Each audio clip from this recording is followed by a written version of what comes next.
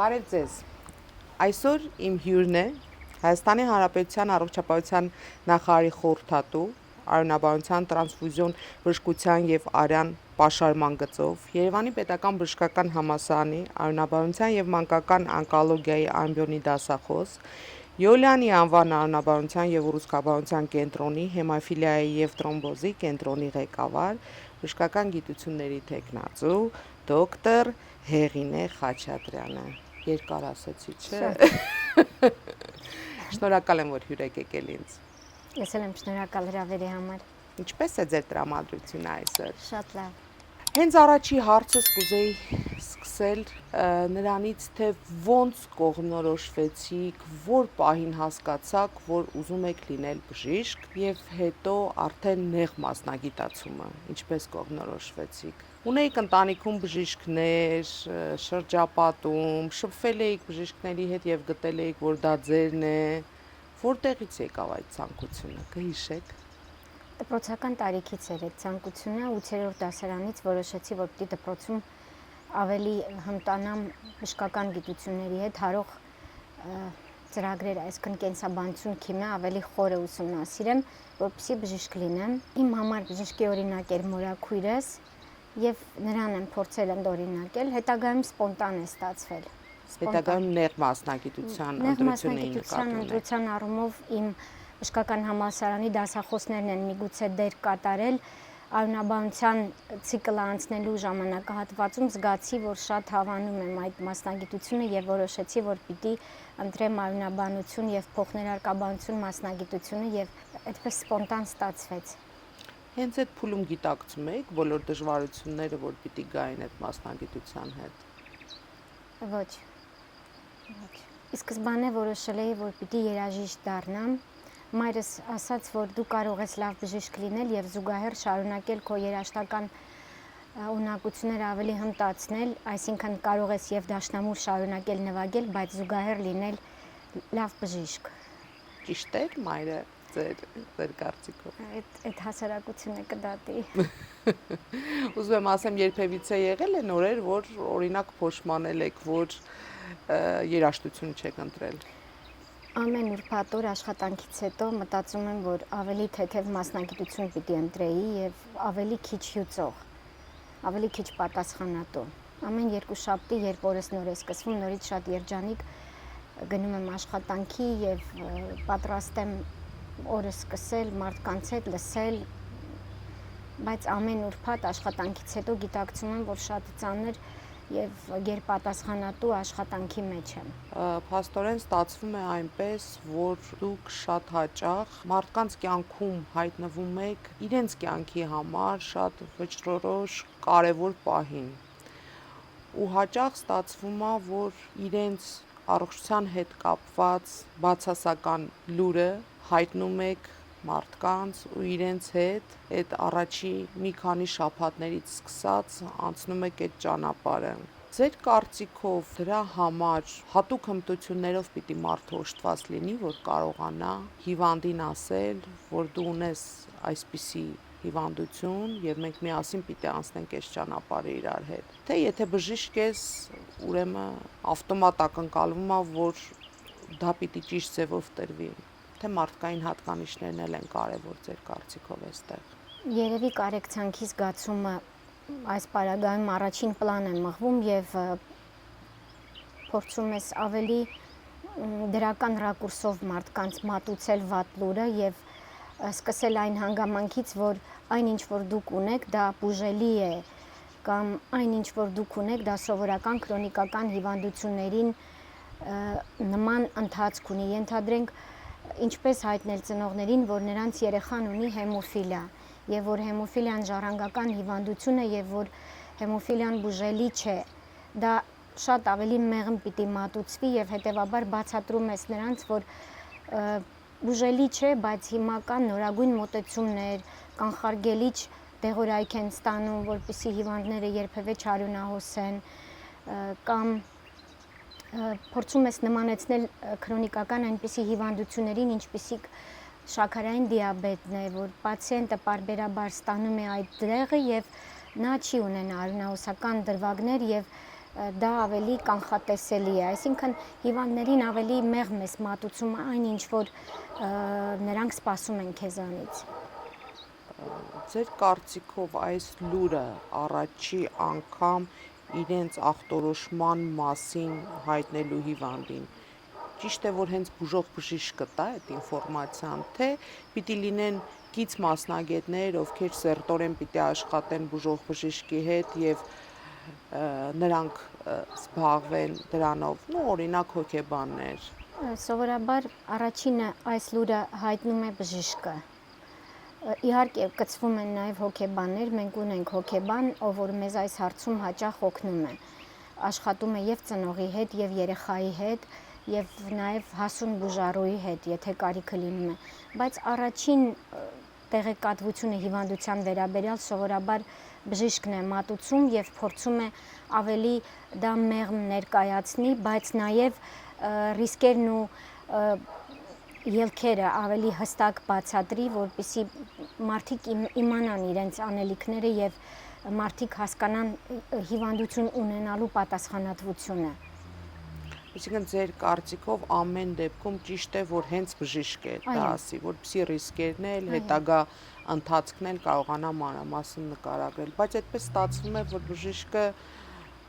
բացի նրանից, որ զբաղվում է հիվանդի հենց բուժման process-ով, կանգնած է հիվանդի կողքին, նաև իր վրա վերցնում է ծանր հոգեբանական պատասխանատվությունը, այդ ծանրությունը, այդ լուրը հայտնելու, չէ՞ որ դու ես մարդ, քեզ էլ է դժվար, հատկապես եթե ծնողին ես հայտնում երեխայի մասին այդ լուրը։ Դա շատ է ճնշում ձեզ աշխատանքի ընթացքում։ Հաղթահարելի է ձեզ համար, թե ձեր աշխատանքի դժվարին փուլերից մեկն է հանդիսանում ձեր կարծիքով։ Դա մեր աշխատանքի մի մասն է դարձել։ Մենք արդեն ավելի հմտացել ենք այդ առումով։ Կարողանում ենք հասկանալ մեր առջև ինչ տեսակ մարդ է նստած, ինչ տիպի ծնող է։ Դա մեր աշխատանքի մի մասն է։ Սովորաբար ավելի կրթված մայրերի հետ ավելի հեշտ է գործ ունենալ, քան որ խոսենք մի ծնողի հետ, ով որ ավելի բարդ կընկալի այդ ամենը եւ սովորաբար որքան ավելի հեշտ են ընկալում, այնքան ավելի հեշտ է այդ հիվանդի հետ հետագա աշխատանքը։ Կարծում եմ, որ հիվանդության մասին տեղեկատվություն նաև մարդիկ ստանում են ինտերնետից, Google-ից, բազմատեսակ վայր, հարևաններից, բարեկամներից, ընդհանուր չաթեր կան, իրազեկման բազմատեսակ կայքեր կան, որտեղից կարելի է այդ տեղեկատվությունը ստանալ, բայց առաջնային տեղեկատվության օղակը հիմնականում բժիշկն է լինում, ով որ կարող է այդ հիվանդությունը ախտորոշել։ Խոսքս չի վերաբերվում միայն արյան բարորակ հիվանդությունների կամ ժառանգական հիվանդությունների, առհասարակ ցանկացած հիվանդություն ներկայացնելուց բժշկի այդ ծանր բեռը բժշկի ուսերին է։ Ստեղ մենք որպես հանրային առողջապահության ոլորտի մասնագետներ անելիք ունենք ձեր կարծիքով հասկանալու, թե ինչպես են բժիշկները ինֆորմացիան հիվանդի ախտորոշման մասին մատուցում նրանց, արդյոք ձեր գնահատմամբ, ձեր գոլեգաները ինչպես են դա անում, այստեղ բարելավման տեղ ունենք։ Ենթադրում եմ, որ ունենք, արժի դասընթացներ կազմակերպել հենց կոնկրետ ինչպես մատուցել հիվանդին հիվանդության վերաբերյալ տեղեկատվությունը, նույնիսկ ամենափորձառու բժիշկը կարիք կունենա թարմացնի իր հմտություններն ու գիտելիքները։ Ինչու ոչ, կարծում եմ, որ ունենք։ Կոնկրետ ես ունեմ։ Ձեր կարիերայի հենց սկզբից դուք ունեցել եք որոշակի մոտեցում, թե ինչպես ինֆորմացիան մատուցել, թե դա ձևավորվել է արդեն ձեր աշխատանքային փորձի, ավելի շատ հիվանդների հետ շփվելուց հետո, հասկանալուց, որ կան տարբեր մարդիկ, տարբեր կրթական մակարդակների, ինչն է բերել նրան, որ հիմա այսինքն հանգիստ եք արդեն խոսում դրա մասին։ Երբ որ շատ ավելի երիտասարդ էի, աշխատում էի որպես հերթապահ բժիշկ կառունաբանության կենտրոնում եւ շատ հաճախ էի հերթապահում, հերթապահության ժամանակ պարբերաբար ծանր հիվանդներ էին բերում եւ առաջնակի հիվանդներ էին դրանց մեջ լինում էին արդեն ախտորոշված, բայց ծայրահեղ ծանր վիճակում գտնվող հիվանդներ եւ եթե համեմատենք ներկայիս բժշկության հնարավորություններն ու 10-15 տարի առաջվա բժշկության սարերի տարբերությունն է, հետևաբար այն ժամանակ բավականին բարդ էր հիվանդի հարազատներին ներկայացնել, որ ձեր հիվանդի կյանքը մազից կախված է, այսպես ասած, կամ ձեր հիվանդի մոտ ենթադրվում է արյան համակարգի չարորակ հիվանդություն, ենթադրենք սուր լեյկոզ։ Իհարկե շատ ավելի բարդ էր դա ասել եւ անընդհատ մտնում էին հերթապահ բժշկի սենյակ եւ փորձում էին այդ լուրը լսել, հմտություններս թույլ չէին տալիս։ Ես անընդհատ հետաձգում էի այդ վատ լուրը եւ փորձում էի թողնել հաջորդ օրվա բուժող բժշկի ուսերին այդ բեռը, ասում էի վաղը կհետազոտվեն եւ ձեզ ամբողջական պատասխան կտան, ներկայումս որևէ ասելիք չունեմ, որովհետեւ դա փորձի պակասության մասին էր խոսում, որովհետեւ չգիտեի այն ժամանակ ոնց մատուցեի եւ նաեւ ժամանակներ էին, երբ որ մարդիկ բժշկի ասածը շատ ավելի սուր էին ընկալում։ Սուր, այսինքն ստուգելու տեղ չունեին, դրա համար սուր, հիմա սուր, բաց է, ագրեսիվ, հա, սուր, ինֆորմացիա։ այո, հիմա նաև ինֆորմացիան շատ հասանելի է։ Խոսեցիք իրազեկման մասին, մարդկանց, հանրության, էլի ձեր կյանքի փորձից, ձեր աշխատանքային փորձից ելնելով, կան արդյոք ձևավորված ուղերձներ, որ կուզենայիք հիմա հնչեցնել մեր հասարակության համար, ձեր ոլորտի հետ կապված։ Դուք նկատի ունեք, որպեսզի հասարակությունը իրազեկված լինի եւ աջակցի հիվանդ մարդկանց։ Դա նկատի ունեք։ Ավելի շատ երևի նկատի ունեմ, որպեսզի հասարակությունը հասկանա բոլոր այն հետևանքները, որոնք կարող են առաջանալ, օրինակ, սխալ կանխարգելման հետևանքով, սխալ իրազեկման հետևանքով, օրինակ, եթե կինը ուզում է հղիանալ, ձեր կարծիքով, եթե պլանավորում է հղիություն արդեն իսկ, որոնք են այն պարտադիր հետազոտությունները, որ կօգնեն հետագայում նրան ավելի պաշտպանված լինել հետագա բարդություններից եւ երեխայի համար եւ իր համար, սա որպես օրինակ եմ ասում, վստահ եմ դուք էլի կունենաք օրինակներ ուղերձների, որոնք կուզենաք, որ հասարակությունը լսի, իրազեկված լինի, հենց ձեր ոլորտի հետ կապված։ Ինչ վերաբերվում է այն հասարակական կարևոր մեսիջներին, որոնք մենք կուզենանք, որպեսզի մարդիկ իմանան այդ տեղեկատվությունը եւ իրազեկված լինեն, դա կարդիովասկուլյար պատմությունների, կարդիովասկուլյար բարդությունների կանխարգելումն է, որպեսզի տրոմբոզով, երիտասարդ տարիքում տրոմբոզով կամ երիտասարդ տարիքում արյունահոսության պացիենտները իրազեկված լինեն եւ բժիշկները նաեւ իրազեկված լինեն, որ եթե այս պացիենտը ունի կրկնվող տրոմբոզներ, ապա այստեղ մենք անելիք ունենք արյունաբանների հետ։ Սա առաջինն է, երկրորդը, որ եթե երեխան ծնվում է նույնիսկ դեռևս գտնվելով ծննդատանը եւ նա ունի արյունահոսական խնդիրներ, ունի կենսական կարևոր արյունահոսական խնդիրներ, ենթադրենք արյունամիզություն, գաստրոինտեստինալ արյունահոսություններ կամ ինտրակրանիալ հեմորաժներ, գլխուղեղի արյունազեղումներ, հետևաբար այստեղ եւս արյունաբանը անելիք ունի եւ անհրաժեշտություն է լինում նեղ մասնագիտացված արյունաբանական թեստերի հետազոտման։ Կներեք, որ ընդհատում եմ ձեզ, այսինքն ստացվում է, որ այս ոլորտի մասնագետները, փորձում եմ ճիշտ բառեր գտնել այստեղ, մասամբ անտեսում են ձեր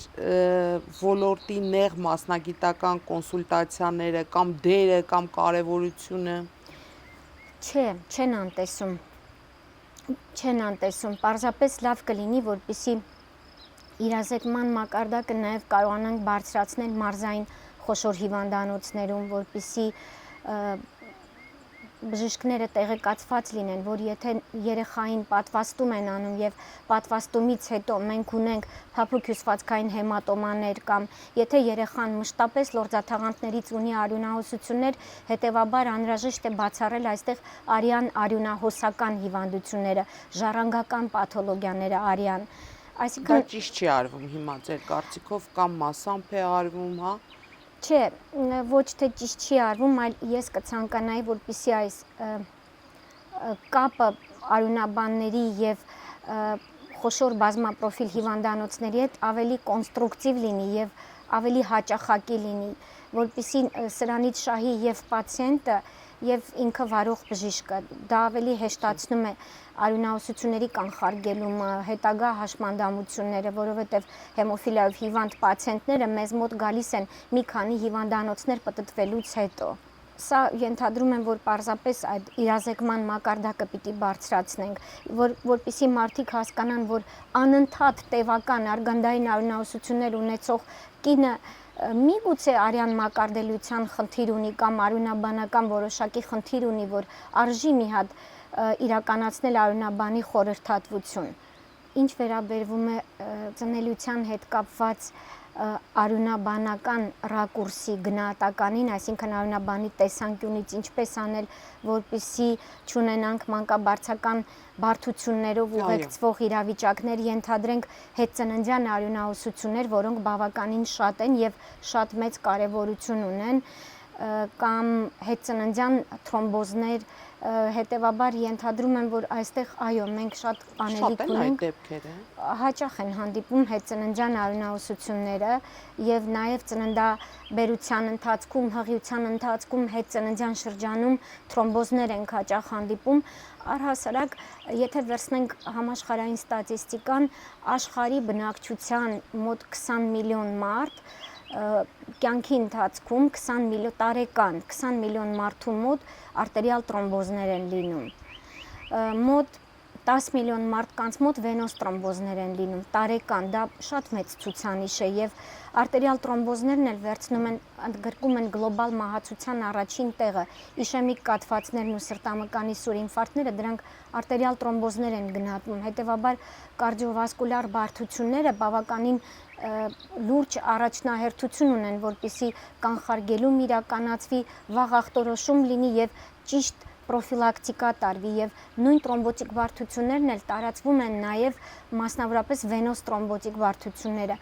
Հղիության ընթացքում, հետծննդյան շրջանում մենք պիտի դրանց համար տրոմբոպրոֆիլակտիկա իրականացնենք, արյունահոսական բարդությունների կանխարգելում անենք։ Ամեն 1000 հոսպիտալացված հիվանդից մեկը տրոմբոզ է ունենում, վենոզ տրոմբոզ։ Դա շատ մեծ ցուցանիշ է։ Հեմոստազը դա, ինչպես ասեմ, չափի արվեստ է, իսկ բժշկությունը իրենից ներկայացնում է չափի կառավարման պատասխանատվություն։ Ինչի եմ ասում հեմոստազը չափի արվեստ է, տեսեք, մի քիչ ավելի քիչ հիվանդը կարյունահոսի, մի քիչ ավելի շատ հիվանդը թրոմբոզ կունենա։ Խոսքս վերաբերվում է բուժման կառավարման խնդիրներին։ Այո, այդ բալանսը ներդաշնակ պահելու համար գերպատասխանատվություն է անհրաժեշտ։ Օրգանիզմը երբեմն պաշտպանվելու համար միջավայրից, արտաքին միջավայրից թրոմբոզի է վերածվում, թրոմբոզով է պատասխան տալիս։ Այդ դուք խոսում եք հիվանդություններից, որոնց համար գենետիկ ֆակտորը, ինչպես հասկանում ենք, շատ կարևոր է։ Եվ մեր հասարակությանը երևի թե ճիշտ կլիներ ինչ-որ ձևով իրազեկել հենց հղիության պլանավորման ընթացքում։ Ինչ կարելի է անել, ինչ հետազոտություններ պիտի անցնեն, որ վստահ լինեն, որ երեխան կլինի առողջ եւ չի ժառանգի այդ հիվանդությունները։ Գիտեք, հեմոֆիլիայի պարագայում, եթե ընտանիքում կա հեմոֆիլիա հիվանդություն եւ այդ ընտանիքներում ենթադրենք առաջնեկը արական սեռի երեխա է եւ նա հեմոֆիլիա ունի, հաջորդ երեխաների պլանավորման գործընթացում ծնողները վախենում են, որովհետեւ կարող է նորից արական սեռի պտուղ ունենալ, որը նորից ունենա հեմոֆիլիա։ Այս պարագայում շատ ավելի ճիշտ կլինի, որպեսզի նախապես կազմակերպվի,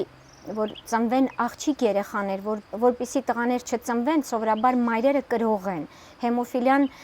X-ով շղթայակցված հիվանդություն է կոչվում, այսինքն մայրերը կրում են եւ փոխանցում են իրենց տղա երեխաներին եւ ծնվում են հեմոֆիլիայով հիվանդ տղաներ։ Տղաներից ծնված տղաները չունեն այդ հիվանդությունը, բայց տղաներից ծնված աղջիկները նորից կրող են։ Հետևաբար հեմոֆիլիայով կրող ես, ներեցեք էլ ընդհատեցի ձեզ, եթե դու կրող ես, դու գիտես, որ դու կրող ես, ինչ որ ձևով դա արտահայտվում է։ Դա գիտեք, կրությունը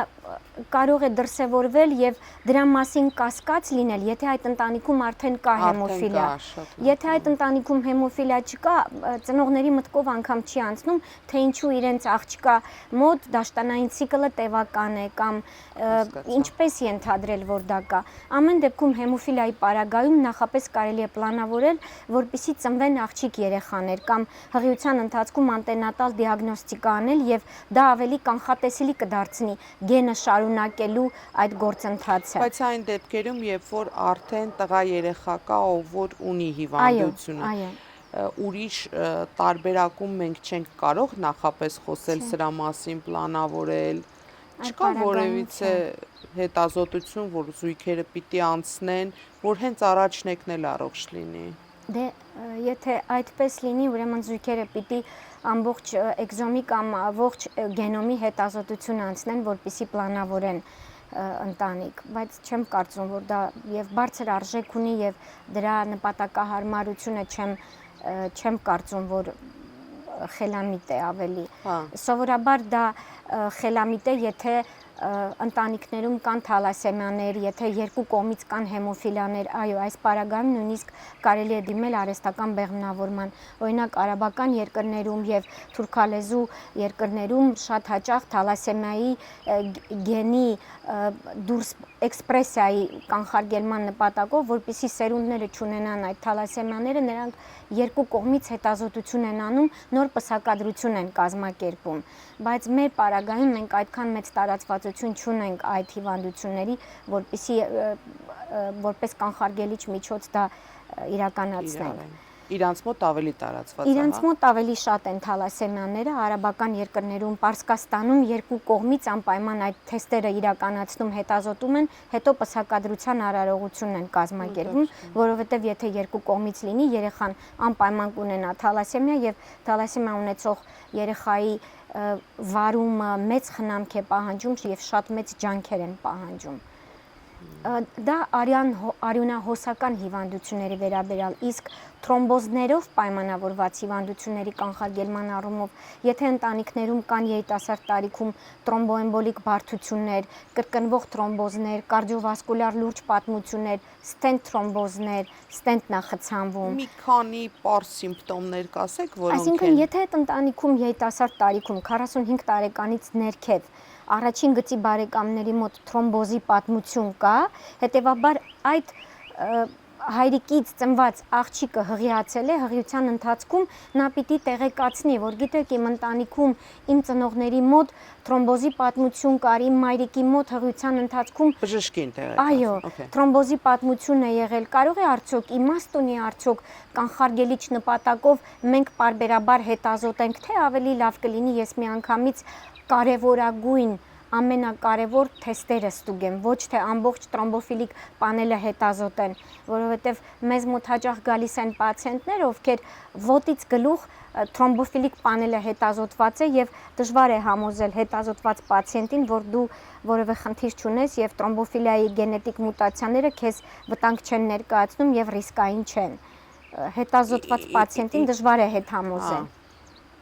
Որտեվ արդեն իրան հուշել են, որ պիտի դա անցնի։ Այո, եւ նաեւ կանխատեսելի չէ, երբեմն նաեւ ցածր ռիսկի պարագայում մենք չենք պատկերացնում պացիենտի կենսակերպը, ինչ պայմաններում է ապրում, ինչպես է ապրում, ծխում է, չի ծխում, մենք տեղեկացված չենք այդ ամեն ինչի մասին եւ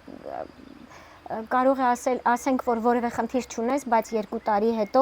նա գա ու ասի հիշում եք 2 տարի առաջ ես եկա ձեզ մոտ, դուք ասացիք, որ սա ընդամենը ցածր ռիսկի գենետիկ մուտացիաներ են, բայց գիտեք, ես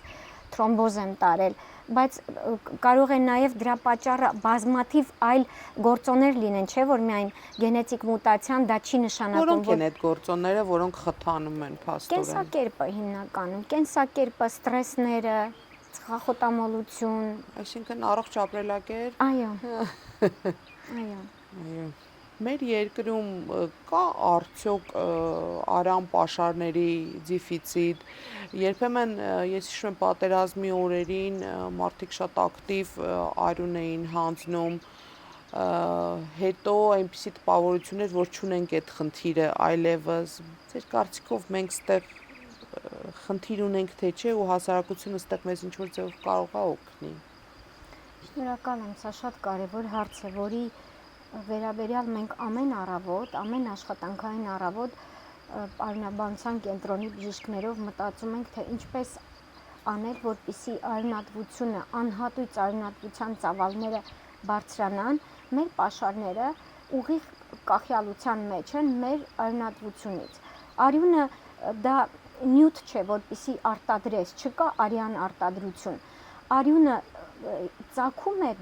դոնորի արյունատվությունից եւ հետեւաբար սոցիալական պատասխանատվության խնդիր ունենք։ Մենք այդ մշակույթը պիտի մտցնենք, որպեսզի մարդիկ ցանկություն ունենան եւ գան ու անհատույց արյունատվություն իրականացնեն, որովհետեւ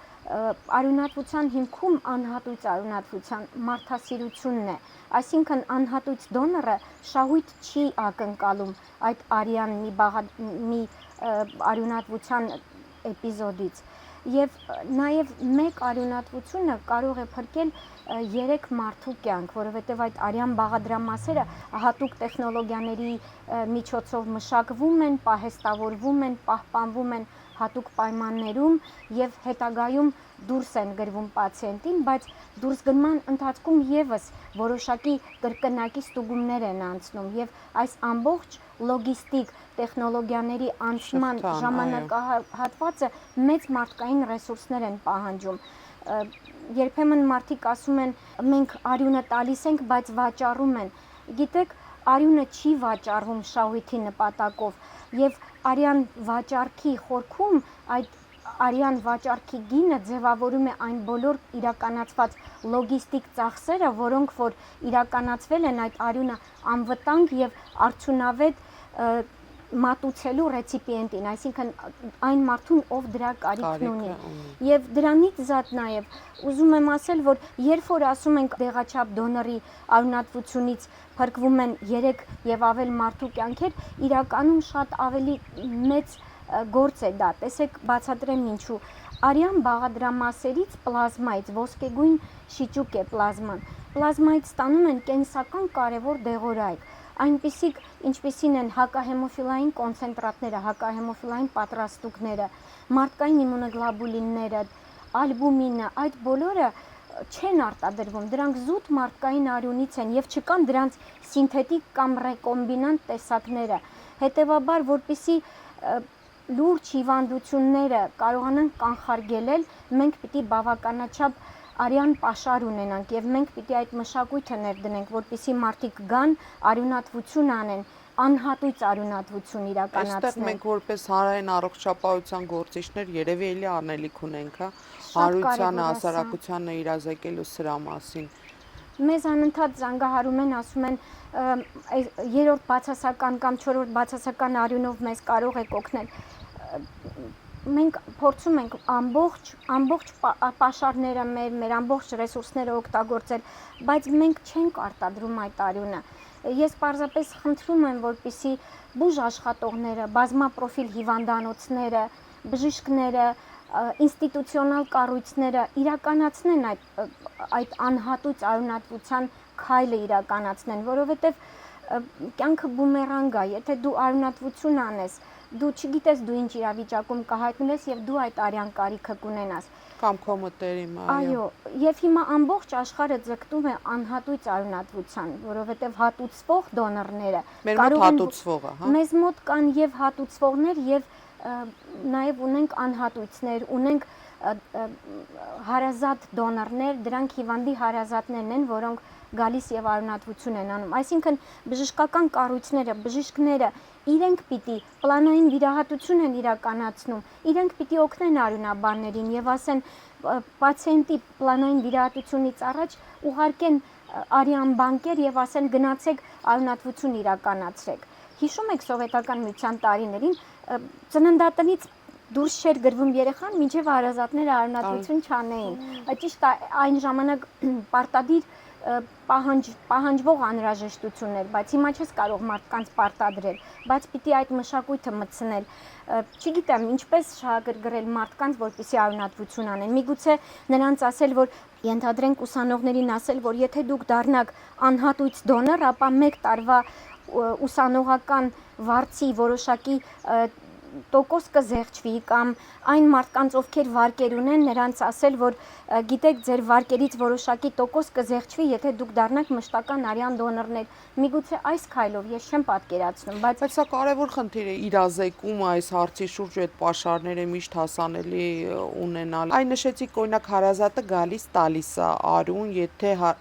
մյուս հարազատին պետք է լինում, բայց այդ հարազատի տված արյունը բնականաբար նույն վայրկյանին չի գնում, չէ,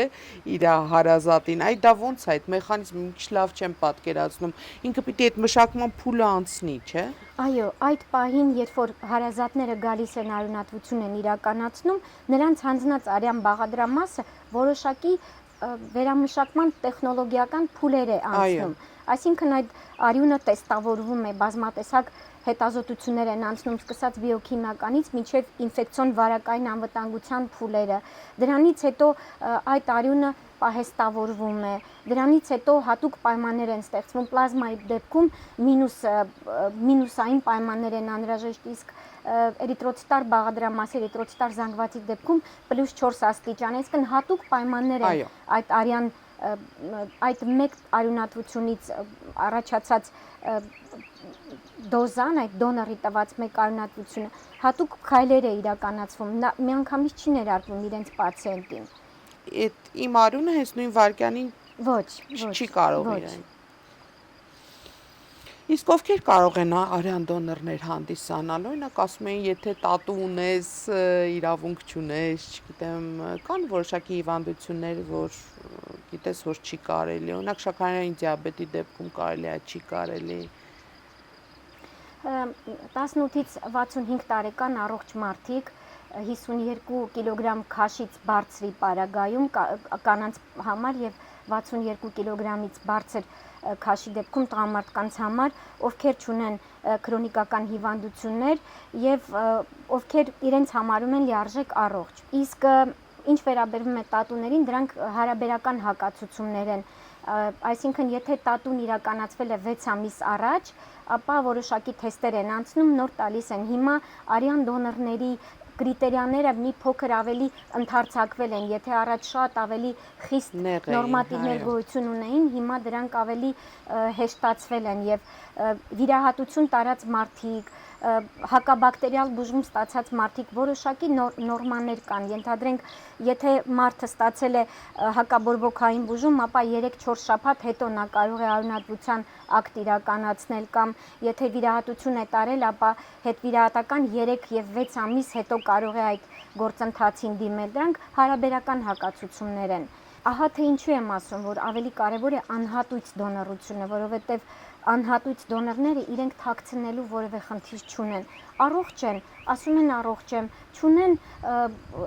այլ կապեր, չունեն սեռավարակներ, ասում են չունենք, այսինքն չունեն թաքցնելու բան։ Նրանց արյունատվության ակտը զուտ մարդասիրական բնույթ է կրում։ Ձեզ լսելով ես հիմա հասկանում եմ, որ որպես անհատ, ով իրոք անհանգստացած է այս խնդրով, ես մտածում եմ, օրինակ շատ լավ կլիներ իմ պարագայում, եթե ես կարողանայի արյուն տալ, ինչքան ժամանակը մեկ ես կկարողանամ, եթե ցանկություն ունեմ, հանձնեմ արյունը, այսինքն հաճախականությունը, ինչքան հաճախ կարող եմ արյուն հանձնել, օրինակ տարին 2 անգամ, տարեկան 3-4 անգամ կարող եք հանձնել, այո, 8 շաբաթը մեկ կարող եք հանձնել, ցանկացած բժշկի մտքով կարող է անցնել, որ ցանկացածից մտքով մի բան կանցնի, բայց ենթադրենք ապահովագրական բժշկության տոկոսները նվազեցնել այն մարդկանց մոտ, ովքեր արյունատվություն են անում մշտապես, քիչ մեխանիզմները հնարավոր է վիճակներ մտածել կամ երեխան համալսարանում վճարովի հիմունքներով է սովորում, տարվա վարձը զեղչվի, մշտական դոնորների, բալիկներին է վերաբերվում խոսքը, կամ ինչ որ սոցիալական փաթեթներ մշակենք, որպեսզի կարողանանք սա մտցնել մարդկանց մեջ, այս մշակույթը։ Սա էլ եմ ասում, սա զուտ հանրային առողջապահության խնդիր է ու մեխանիզմներն էլ շատ ճիշտ ձևով կարելի է պլանավորել եւ ներդնել մասնագետների հետ քննարկումների, նեղ մասնագետների հետ քննարկումների արդյունքում կարծում եմ, այո, դրանք տարբերակներ են, որպես խթան կարող են օգնել իրականում։ Արյան բաղադրամասերից ստացած կենսական կարևոր դեղորայքը կարող է եւս սոցիալական հարցեր լուծել։ Հանրային առողջապահության համար շատ կարևոր է, որպեսզի հեմոֆիլիայով հիվանդները ըստ արժանվույն, ըստ պատշաճի դեղորայք ստանան, հաշմանդամությունից կանխարգելվեն եւ ընդգրկվեն որպես սոցիումի լիիրավ անդամ, այսինքն չարյունահոսեն, բայց դրա համար մյուս օղակը պիտի տեսնենք, որտեղից են գալիս այդ հակահեմոֆիլային պատրաստուկները։ Այդ հակահեմոֆիլային պատրաստուկները չեն արտադրվում։ Դրանք մարդկային պլազմայից են։ Մարդը մարդուն պիտի օգնի, որպեսզի կենսական նշանակություն ունեցող դեղորայքով կարողանանք ապահովել եւ կանխել հաշմանդամությունը։ Նույն բանը անընդհատ ասում եմ, բայց ինքը շատ ակտուալ է։ Խնդրանքս բժիշկներին, որ ցանկացած պլանային վիրահատություն իրականացնելուց առաջ հիվանդի հարազատներին առաջարկել եւ հիմնավորել արյունատվության, դոնորության վերաբերյալ, ուղարկել արյունատվության արյան բանկեր։ Շատ լավ, մենք անverջ կարող ենք այսպես զրուցել, բայց մի քիչ էլ արդեն եղանակը սառեց, ոնց որ մենք սկսում ենք մրսել եւ վերջում կուզենայի տալ ձեզ մի քանի կարճ հարցեր, որոնք ակնկալում են նույնքան կարճ պատասխաններ։ Փորձենք երկար չմտածենք, ինչ որ գալիս է առաջինը մտքին, հենց դա էլ պատասխանենք։ Լավագույն անցել է թե արժևում է։ Հիմա է։ Ապրում եք ավելի շատ ձեր համար թե ուրիշների։ Միքս եմ ապրում։ Եվ ձեր եւ ուրիշների։ Կա որևէ բան, որ դեռ չեք փորձել, բայց կուզենայիք։ Չգիտեմ, կյանքը ցույց կտա։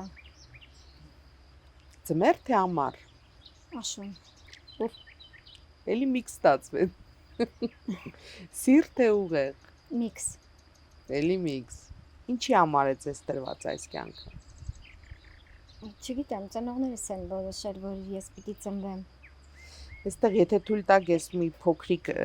բան միջամտեմ, լինելով ձեր սենյակում, ձեր կաբինետում, մեր առաջի հանդիպման ժամանակ, ինձ մոտ այնպիսի տպավորություն էր, որ ձեզ այս կյանքը երևի թե տրված է նրա համար, որ օգնեք մարդկանց, կոնկրետ ձեր հիվանդներին, այդ ծանր էտապը հաղթահարելու, որովհետև ես նկատեցի, որ ձեր մոտ այնպես չէր, ինչպես ուրիշ բժիշկների մոտ։ Դռան դիմաց չկային հերթեր։ Մարդիկ ազատ իրենց հարցերով հանգիստ մտնում էին ձեր մոտ, տալիս էին իրենց հարցը, առանց լարվելու, ոնց որ լինում է հիմնականում, ինչքան որ ես եմ նկատել, ուրիշ բժիշկների մոտ ասենք, առանց լարվածության ստանում էին իրենց հարցերի պատասխանը ու դուրս էին գալի ձեր սենյակից։ Ինձ մոտ իրոք այնպիսի տպավորություն էր, որ ձեր կատարած աշխատանքը շատ մեծ է, ինչպես նաև ձեր նվիրվածությունը, ձեր մասնագիտությանը։ Մենք ունեինք մի շարք բաներ իրար հետ պլանավորված, բայց դուք չէիք պատասխանում զանգերին այնքան ժամանակ, մինչև չէիք ընդունում ձեր վերջի հիվանդին, սա շատ կարևոր է։ Ես չգիտեմ ինչքանով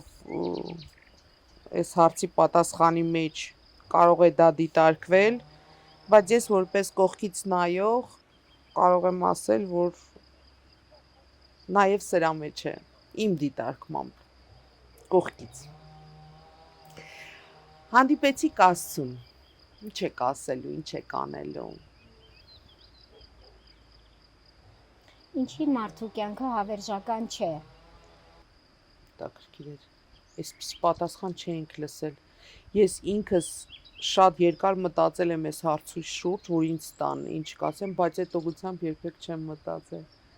Շնորհակալություն։ Ես էլ եմ շնորհակալ շատ։